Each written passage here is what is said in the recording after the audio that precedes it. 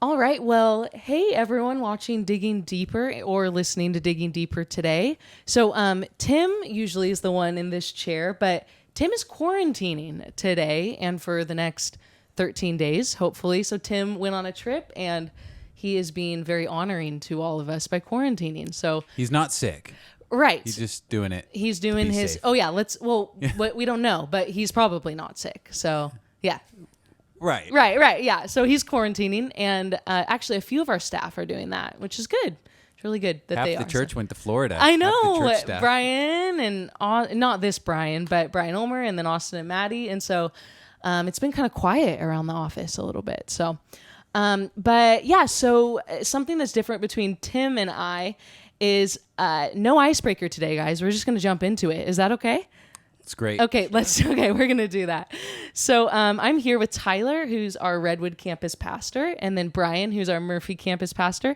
And we're going to dive into social justice and the Proverbs. So really appreciated both of your teachings this last weekend. So I would love just for both of you, maybe just to give a little recap. I know, Tyler, you wrote out a teaching, but then told everyone that you threw it away and rewrote a teaching. So why don't we start with you? Why don't you share a little of that with us? Yeah, that's partially true. So I had pretty much my sermon written on Wednesday, and I was going on a walk, and I really was impressed by the word outcry. It just kept jumping out at me, and I just had all these connections to all these other places in Scripture where that word outcry really stood out to me. So on Thursday morning, because I was doing church at home Thursday afternoon, I pretty much rewrote or reconfigured the whole thing, moved the pieces around, and really focused around that idea of the outcry in Scripture, which is kind of the painful response to injustice. And from Abel all the way to Jesus. And if I had more time, maybe all the way to Revelation with the martyrs, crying out to God, justice, Lord. So my outline was about those who cause the outcry. That would be like oppressors. Those who enable the outcry. That would be like those who allow things to happen or ignore the outcry. And those who end the outcry. And in Scripture, those who end the outcry would be called the righteous. And I used the verse, Proverbs 21. I don't have it in front of me here. But pretty much whoever shuts their ear to the cry of the poor will also cry out and not be answered. And that was kind of the one that really jumped out at me this week. Yeah, I was at Redwood when you shared that, and when you said that verse, there's kind of like a hush among everyone, like, oh my gosh, Kind of this intense. actually has to do with us, you know. Awesome. What about you, Brian? Yeah, so I mean, I try to keep like kind of that 1 foot in Proverbs and like step out from there. So one of the first things, my points was even just that connection between wisdom and justice. And I mean, just because I do think like this whole series of living wisely is so timely for us right now. And even just thinking about the amount of information that comes at us every minute of every day. And, you know, it's sometimes that information is conflicting, and sometimes it's confusing, and sometimes it's maddening. And that really just to have a grid to live wisely, I think is just good. Yeah, a good place for our heads and hearts to be. So so yeah, just spent a little bit of time developing that idea of the connection between wisdom and justice. And you know, a lot of that even came through the figure of Solomon, who you know, we think about a lot as the wisest guy in the Bible. And then kind of going off of that, the biblical picture of justice, you know, more of a full idea of justice than I think a lot of our smaller individual thoughts are. And so, yeah, just talked a little bit about just equality and responsibility, and how that kind of then leads to advocacy. And I mean, those are all things that I think we'll, as we talk, we'll develop, we'll bring in some of those points, but then, and then really just how do we do that? Just some practical ways what that looks like for us, even just here in Grants Pass, and kind of how we care for vulnerable people. And Yeah. Nice. Yeah. I enjoyed how you brought that up originally. You know, you had said like we need wisdom when we do this, because like you had shared in your teaching, a lot of us have incomplete pictures, and we all have different definitions of, justice, wisdom. And I thought you had shared a really good definition of wisdom. Do you have that in front of you? Of justice? Or I think you had shared how wisdom is like this skill and art combined, something like that. I just wrote that down, skill and art combined, that you might have it better than I do. Yeah, Do you so- have that? Yeah, so it's basically, one definition I found of wisdom was the skill in the art of godly living. That's good. Yes. Or and then kind of expanded on the orientation which allows one to live in harmonious accord with God's ordering of the world. Right, because he founded the world on wisdom, as the the Proverbs say, and so I liked how you talked about the importance of wisdom in the justice pursuit, and we need to define terms, right? And so, Ty, do you want to, as we dive into just defining justice, maybe two things: define it for us, and then maybe unpack the difference between retributive justice and then restorative justice, because you talked about that a little bit. Yeah, so I think the simplest definition of justice would be simply making things right, making things the way they should be, bringing shalom or peace. So, yeah, we can divide this up into two areas. So retributive justice would be like punishment, Natalie steals something and she has to go to jail. Sad. Did that happen a lot when you guys were little? That's right. Just a few times. Punishment. And I think, particularly in the Reformed tradition, we focus a lot on God's judgment, his retributive judgment, right? Wrath and judgment. And there's a lot of that in Scripture. But there's also restorative justice, restorative judgment. And that would be like, so Natalie stole from somebody, but why did Natalie steal? And who did Natalie steal from? And how are we going to help that person who got stolen from? And so it's a little more complex, but it's also more important too. What are the reasons for poverty? How can we lift people up out of these conditions of dependency? So restorative justice is also very important to God. And we could probably say that's one of the missions of the whole Bible. It's like, how is God going to restore the earth, restore the world, restore his creation? Yeah. I also appreciate, Brian, when you had shared how like the words justice and injustice are pretty often thrown around, not just in culture, but in Christian culture too, how those can just be thrown around. And you shared a Tim Keller quote that I really liked. I don't know if that's in front of you also, but I was thinking you could maybe share that and share maybe what you appreciated about that. And it was from an article, I think, that you also really enjoyed this week. I think Tyler's going to mention that too. An article that we found pretty helpful was by Tim Keller, and it's a biblical critique of secular justice and critical theory, which is a long title, but no, just was really helpful for us. So were you talking about the biblical justice? Yeah. So I think you had shared it right after you shared your definition of wisdom. Yeah. Yeah, so, basically, in the Bible, Christians have an ancient, rich, strong, comprehensive, complex, and attractive understanding of justice. Biblical justice differs in significant ways from all the secular alternatives without ignoring any of the concerns of any of them. Yet Christians know little about biblical justice despite its prominence in the scriptures. The ignorance is having two effects. First, large swaths of the church still do not see doing justice as part of their calling as individual believers. And second, many younger Christians recognizing this failure of the church and wanting to rectify things are taking up one or another of the secular approaches to justice, which introduces distortions into their practice and lives.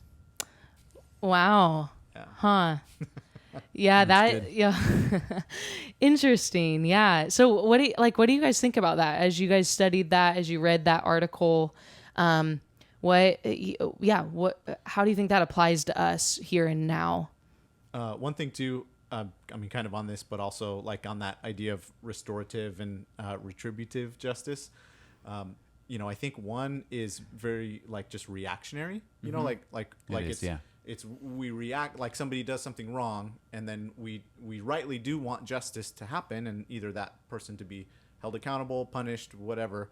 But then there is that like just that more full sense of like bringing goodness and fairness and that shalom, that peace idea, that I think it's easy for us to kind of get a smaller view of justice that's much more reactive, reactionary, than that kind of more proactive. Like, how are we bringing goodness and fairness into the world more?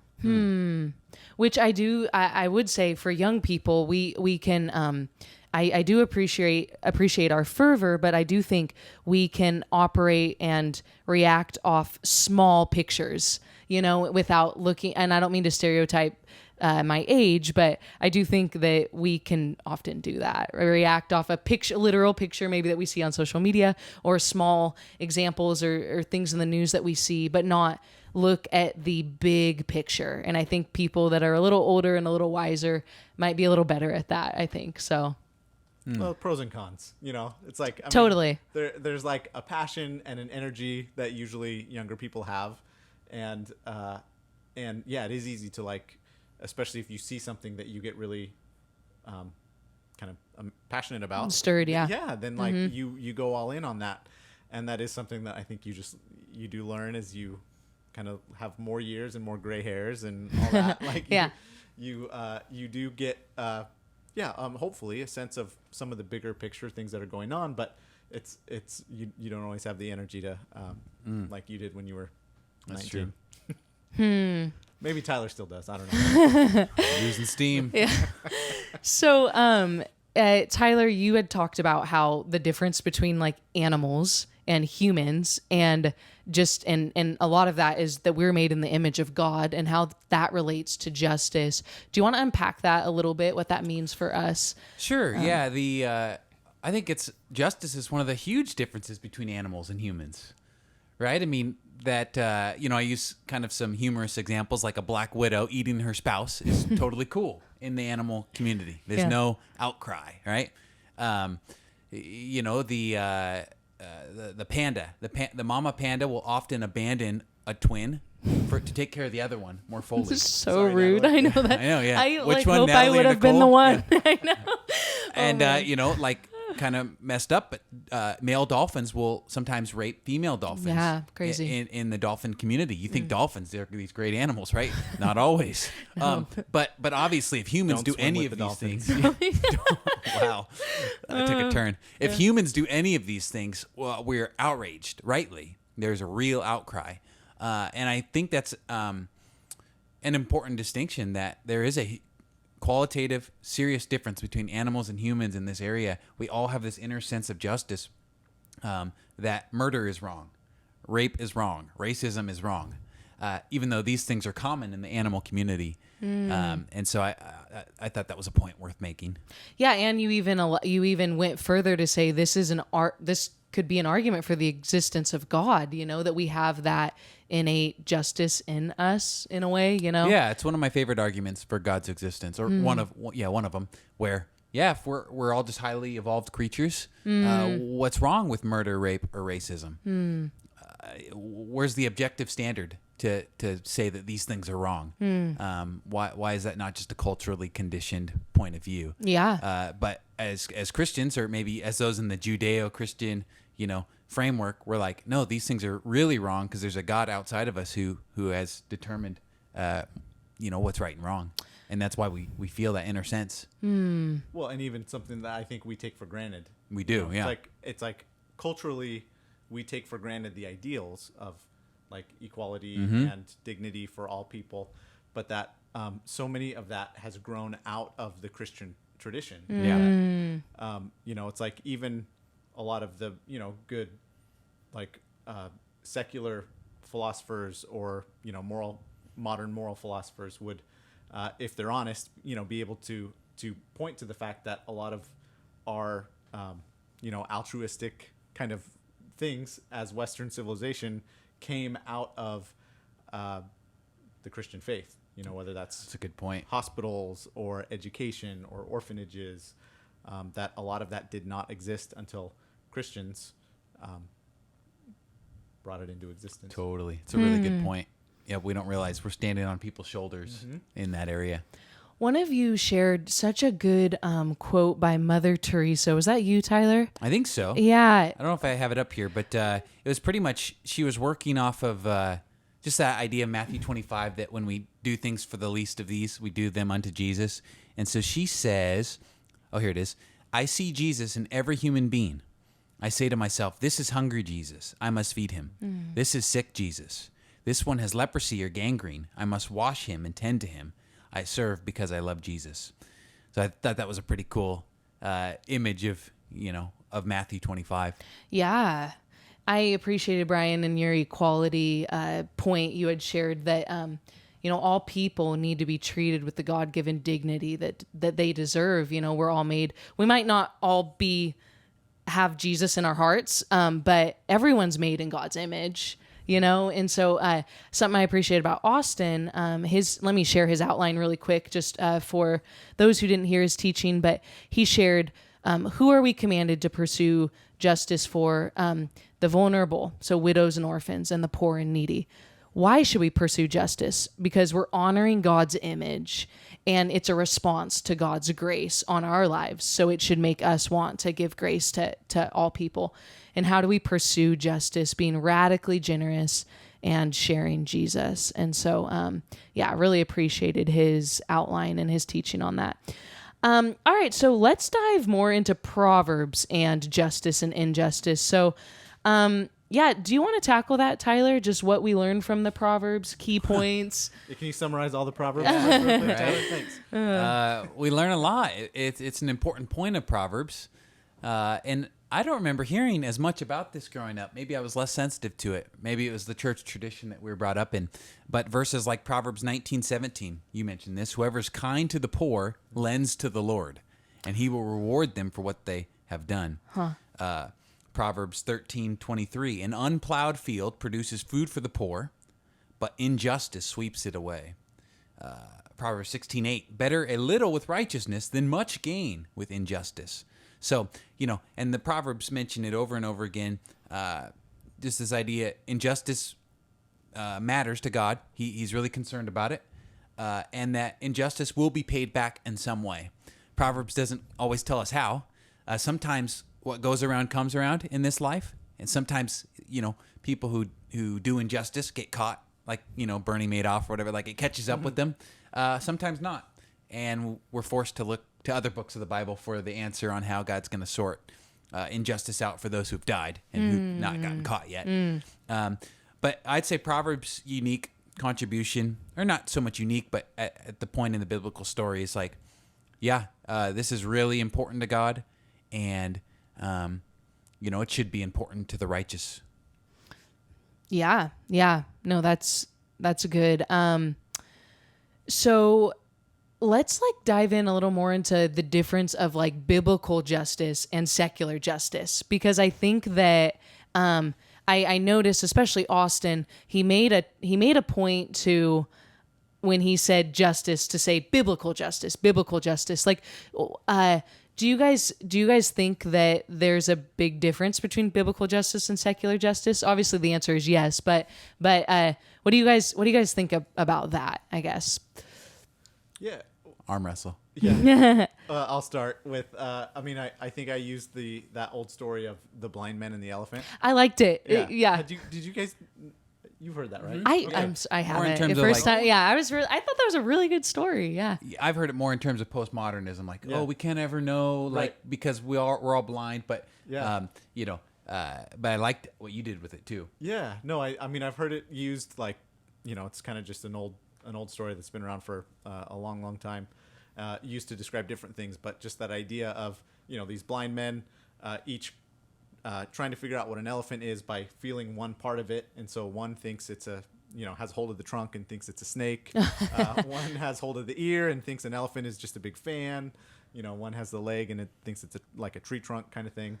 And that, I think that really, that is kind of, I think, what happens when we break down justice into these little components rather than more of a holistic, kind of that fuller picture of, biblical justice. And I think that kind of is maybe one of the reasons I found that quote from Tim Keller helpful that we read earlier, was just that there is, the Bible gives us this really rich and full picture that, not only encompasses the retributive, the law, the order, all of that, but also kind of that that goodness and fairness and yeah. So just so like social justice in particular, you know, it's easy. It's one of those things that it's almost become one word. Yeah. You know, so it's almost like it's not social justice. It's, you know, social justice, and together that means something that the two pieces don't mean on their own.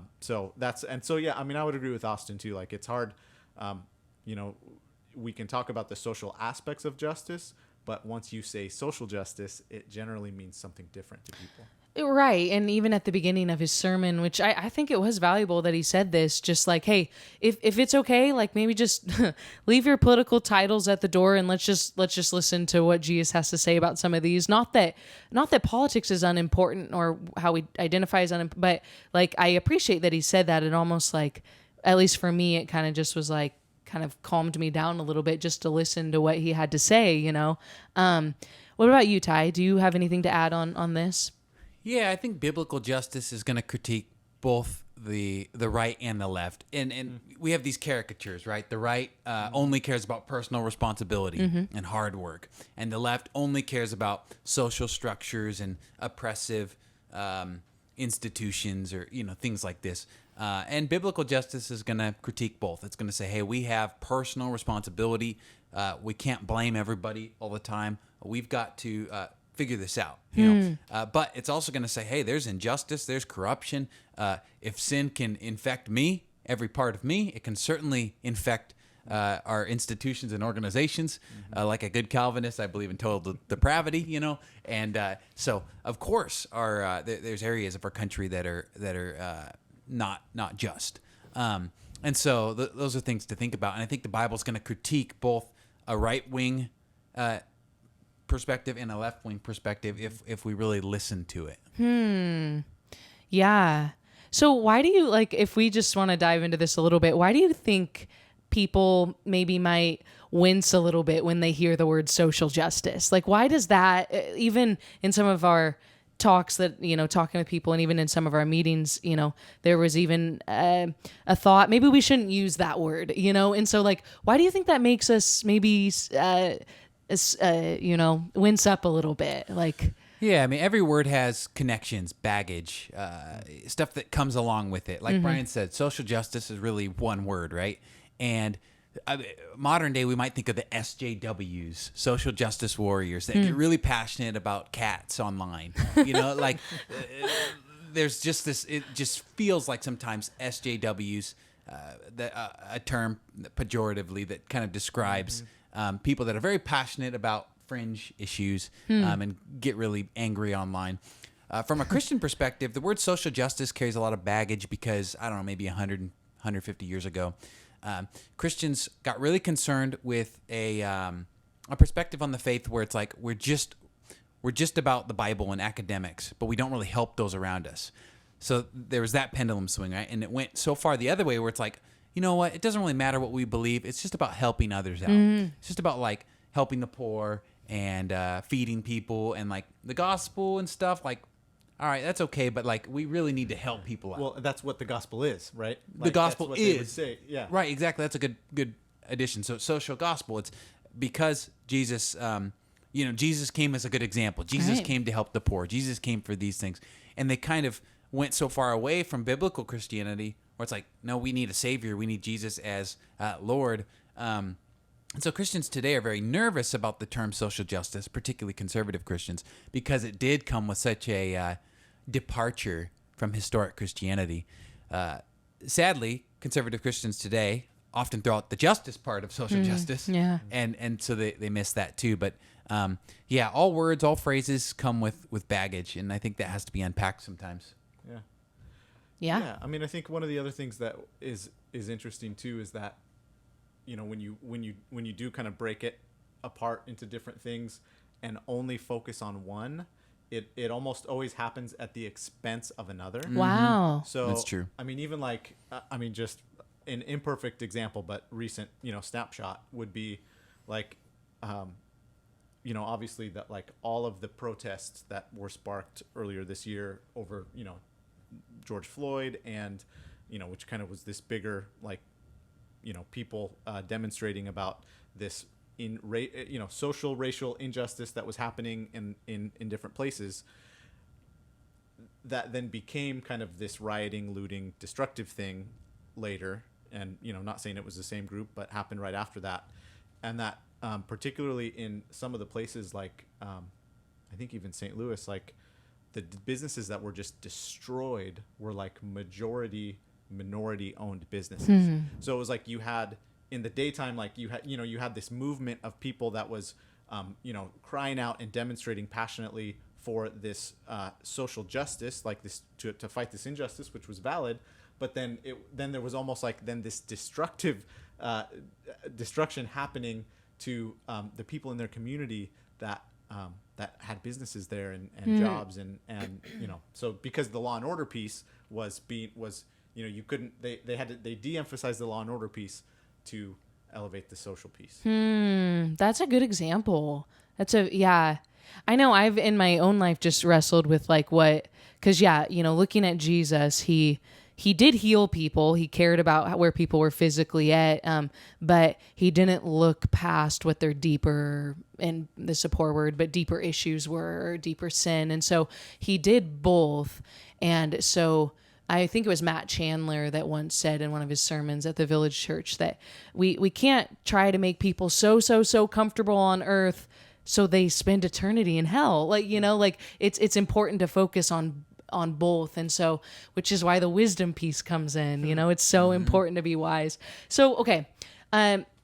Great stuff, you guys. As far as wisdom with how we should pursue justice, and would you guys both agree that people are going to choose to do it in different ways, maybe different ways God has laid it on their hearts? Like maybe tangibly, there's certain things that people are more drawn to with justice and how they should pursue it. Definitely. Yeah. What are ways that you feel like, Brian, let's start with you, because you shared how it starts with a heart change, and then you went down the line on how if there's a heart change, then this will change and this will change, or it should. Do you want to share that really quickly about that? Sure. Yeah, I mean, I think that we always have to be careful. Pulling up that section. Yeah, I mean, I think we always have to be careful, like, whenever we talk about topics like this, we have this impulse, like, we need to do something. We need to do something good. Mm-hmm. So it's like, okay, I feel bad about this, therefore I need to do something good to feel better about this. And that, I mean, especially in light of in light of the gospel, we have to just almost kind of guard ourselves against that, like, religiosity, where we were guilted and shamed into doing things, and that and that really has to be more about, like, what's God doing in your heart through this. And so, because so it's not that the good things are bad, like the good deeds aren't bad, because if God changes your heart, then that will affect change in your relationships and in your home and neighborhood and those types of things. Yeah. Well, and what I appreciate that you had said is you said, like, it starts with a heart change, and then Lord willing, it should change your family. And from that, it should change your neighborhood. And then from that, it should change your community. And I thought that, I mean, obviously it definitely means a lot more than just that simple, oh, if this happens, this happens. But I appreciated that it starts with us. And I just, I thought that was awesome. Canadian psychologist Jordan Peterson says, set your house in perfect order before you criticize the world. And his idea was everyone's trying to change the world, but they haven't cleaned their room. And it's like, and there's no way I'm going to be perfect before I can speak into injustice. But there is that idea of, hey, I gotta get right in my own heart and just be at peace in here before I can start to, promote peace out there, or else I'm just going to become another oppressor. I'm going to crush someone else while I'm trying to help someone else, and I don't want to do that. So it definitely does start with examining our hearts and motives. And I'm always nervous about bandwagons when and just really when things light up really quickly, passionate causes, social media mobs. It's like this is dangerous. Like let's think carefully and wisely about some of these things. Yeah. Yeah. So, I think both of you mentioned a few ways for us, just practically to prayerfully consider pursuing, obviously with a heart change and all of that. Do you guys want to share some of those ways, maybe even in our own community or a church, where we could administer justice? I don't know. Like if you guys feel that's important to reshare some of those. Yeah, one thing that first comes to mind is that verse about if you ignore the cry of the poor, you also cry out and not be heard. There are cries that are nearer to us than others. So, for example, infidelity is injustice. If I'm not being a good husband, that is a form of injustice. And so I could be so passionate about all these other issues, but if I'm not like taking care of my marriage, which is explicitly what God has told me to do, then something's off in priorities. So I think we start with the home, the house that we're in, our family, and then we move outward into our neighborhood and our spheres of influence and our workplaces, and then all of us are going to have things in our heart that really mean something. Like for some of us, it's that the sin of the evil of sex trafficking, or abortion, or foster kids. All of us, there's no way we can all be invested in all these issues. We can all have a general level of knowledge about them and maybe support and pray. But there's going to be maybe, I think you should maybe there's one or two that's really going to stand out, and you're going to be like, this is going to be one of my passions that grips my heart and that I'm going to go all in for. Wow. Yeah. About you, Brian? I mean, I think, I don't know if you talked about this, Tyler, but I mean, even just that idea of responsibility, like we are, most of us who've grown up in church are comfortable with the idea of, no, like we give, like we're supposed to be generous. That's great. But it's like, it's our choice. And like, I'm not obligated to share with Tyler, but if I choose to, it's okay. But some of the, it's like some of these verses in Proverbs, and I think you mentioned the gleaning. Yeah. Like that, yeah. Like that was not that. I mean that those people were responsible to their neighbors in their community to do that. Yeah. I don't know if you want to recap that real quick. Yeah. No, just the idea in the Old Testament, God commanded the landowners to, when you harvest your fields, leave some of the leftovers, leave the sides, leave the grapes that you drop for the poor to come pick up. And so, it's voluntary in how much they want to leave, but they still, the idea is the poor you do owe something to the poor voluntarily. This isn't socialism or communism. This is, you need to voluntarily give. And so we could talk about that more, but it was kind of a cool concept of, leaving some of your crops for the poor to come glean from your garden. Yeah. Yeah. So, I mean, I think like just that, that realization, like that Proverbs 13:23 that you mentioned, Tyler, the fallow ground of the poor would yield much food, but it is swept away through injustice. That, that certainly it's like there's an acknowledgement that things happen outside of people's control, and that, not everybody is in a hard spot because of like 100% because of the individual choices they made. And, so as we do talk about like, practical things, like there is that like responsibility piece. And, I think it's hard. And I totally agree with Tyler that you can't, we can't all like support every aspect of this, but there's definitely some, organizations in our community that we partner with, right? Like Pregnancy Care Center that, helps out a lot of women and families who are in tough spots. That's like, that's a great one. I mean, our church, our Uganda kids ministry, does an amazing amount of work over there with, I think 1,500 kids sponsored, which also affects their families and schools and stuff like that. The Rock, the food pantry, those are places that we can we can support those ministries either just financially or even working. A lot of those places need volunteers. Joe's Place is a great one too, if you guys know Darren Williams, and just some of the youth, teenage youth that are in super vulnerable situations in life, and either homeless, couch surfing, or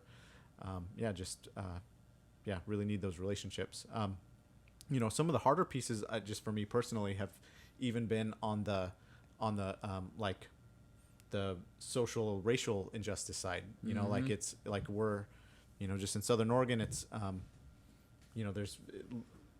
there's not as many things we can do as if we lived in another place. So one of the things that I've done, other than just, I think, been super intentional, like with my kids, to make sure that we talk about things and even talk about, at appropriate age levels, like what's going on, and even like the girls will watch the news with me for a little bit. Really? And wow. then we can talk about it. Yeah.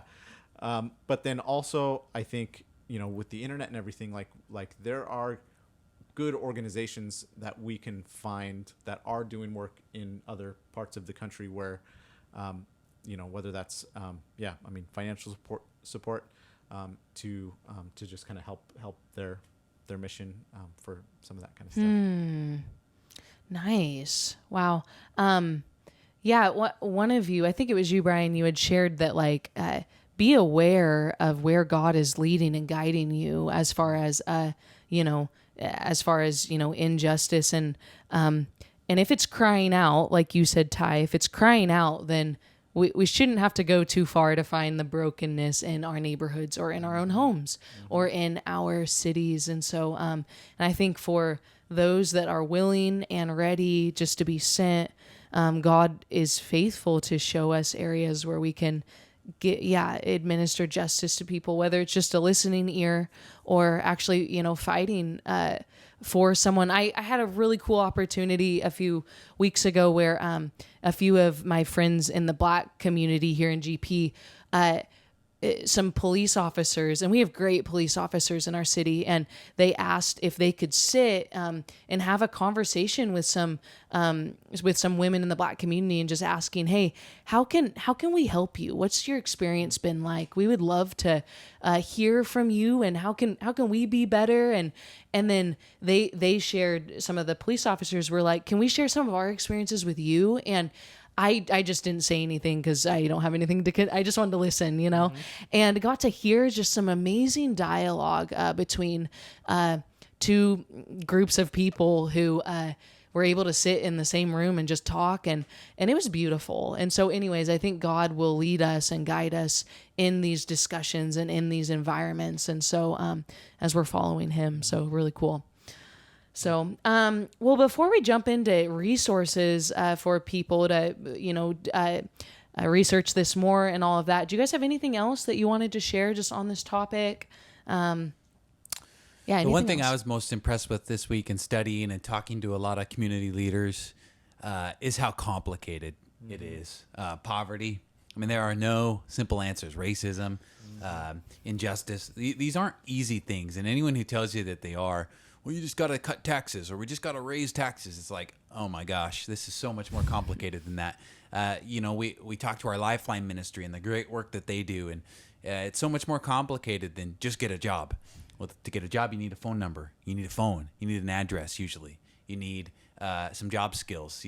And with things shut down during the pandemic, these things have become massively more complicated and difficult. And so I've just really appreciated politicians in our city, community leaders, nonprofit leaders that are really, getting in the trenches.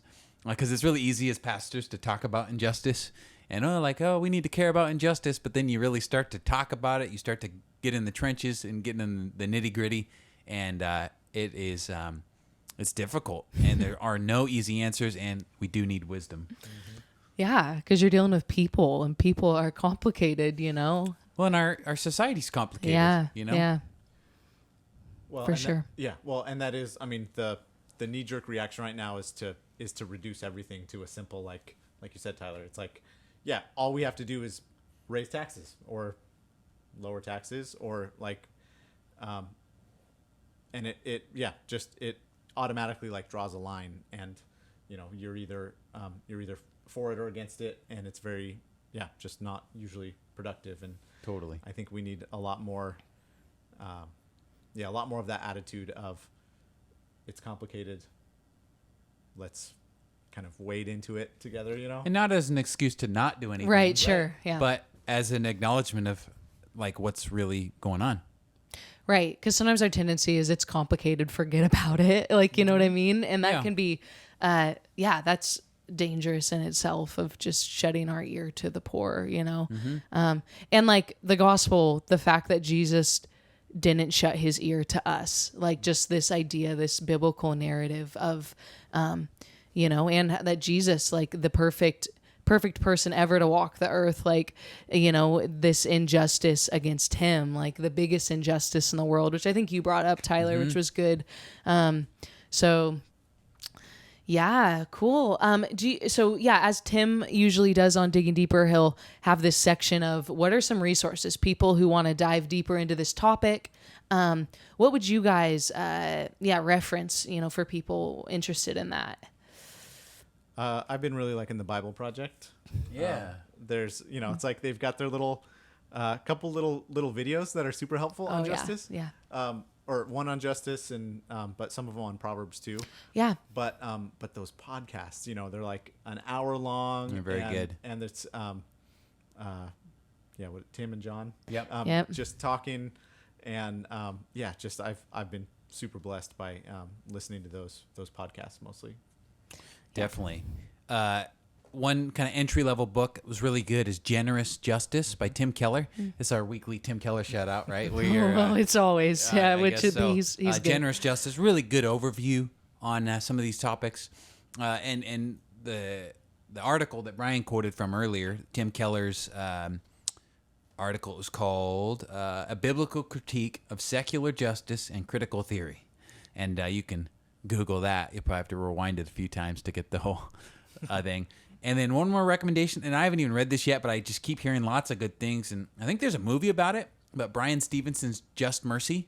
Yes. Have you seen that movie? Yeah, it's good. Okay. Yeah, have you? Okay, I heard really it's really good, and it's very redemptive, but it focuses on some of the injustices in our criminal system that seem to break along, racial lines, but also poverty lines. So if you're poor in this country, you often get far greater sentencing than those who are rich. And so just kind of seeing that in our system. Yeah. I have so appreciated the Bible Project. And then I even this morning watched, they did a little video on even just us being made in the image of God. And it just blew my mind, I like in so the many pictures. ways. Yeah, in the videos, they're little people, and I appreciate them because they're two guys. Tim Mackey obviously is brilliant, has a PhD, and instead of arguing on the internet, they've chosen to make these videos with their high, academic status. I guess I don't know. I just appreciate them.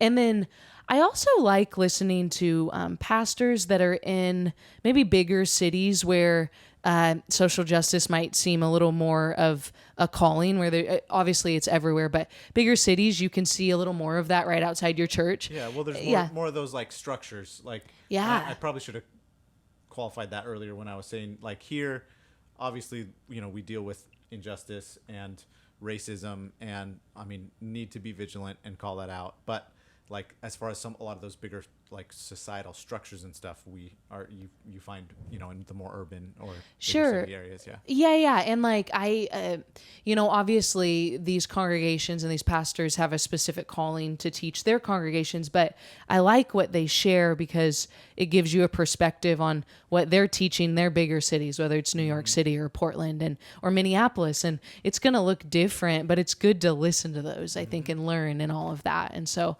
Any in particular? I really like John Tyson, Church of the City in New York, and then Bridgetown, John Mark Comer, and then what was the third one that I've listened to a little bit? Imago Dei, which is up in Portland also, which really good church. And so, do you guys listen to any bigger city church podcast that you've liked? I don't listen to as much preaching these days. Now that I got married, I can listen to a lot less podcasts than I used to. But no, I like those guys that you mentioned a lot. Yeah. Yeah. Oh, and Tim Keller. Yeah, right. He's in New York City also, City, right? Yeah. John Tyson. Who's the more charismatic guy in New York? Is that the Hillsong? No. Can't even remember his name. Anyway, no, it's John Mark's friend. He's in Australia. Sayers, Mark Sayers. Oh, I like him. Yes, Red Church. Yeah. Yeah, No, he's in Melbourne. That's right. I don't know, a little bit off from New York, but Yeah. Well, and like Grants Pass, obviously very different than these places, but we could become maybe one day a little, like could move towards certain directions and culture and all of these things. And so it's important. It's almost like it gives you a look ahead and how to. it is a little bit of a look into the future. Yeah. For better or worse. Well, what am I trying to say? Oh, and a future that's here way faster than it used to Than be. it used to be Yeah. because of the internet. Because of the internet, because of social media, because of just media in general. Like, the culture that's in the cities now, is basically here now. Yeah. So, Yeah. I heard someone say recently that Grants Pass is 10 years behind Portland, and which in every way, shape, and form, which I thought was interesting. Like, anyways, I don't know what to do with that, but I just like, we might move in anyways. So I'm sure that made a lot of our listeners real happy. I know, just 10 years. Yeah. well, that's a good way to end it right there now. Yeah, oh my gosh. Everyone's moving to Cave Junction.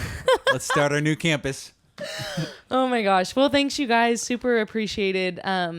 Yeah, just your teachings and giving people a deeper look into this topic. Are you guys teaching next weekend? You guys both in the pulpit next weekend? I am. Nope. Not Okay, you. not you. So next weekend we're talking on. What is next weekend? Work. Hard That's work. right, work. Yep. So the last week injustice, this week, hey, take some personal responsibility. Better your life. Yeah. Oh, blah, By the blah. Spirit. No, I'm just kidding. Yeah. Right on. All right, you guys. Well, thanks again. Yeah. Over and out. Oh, did you have one more thing to say? Well, I was just going to say, this idea of justice, to try to cover like any sort of meaningful ground in a short time Right. is like impossible. So, obviously if there's more resources to look at, there's, people could email Tyler if they have questions. Yeah, email Tyler for Email sure. Tyler. Yeah. And I will forward it to Rod. Rod, yeah. Frank. Yeah, and- for and sure. Rod, yeah.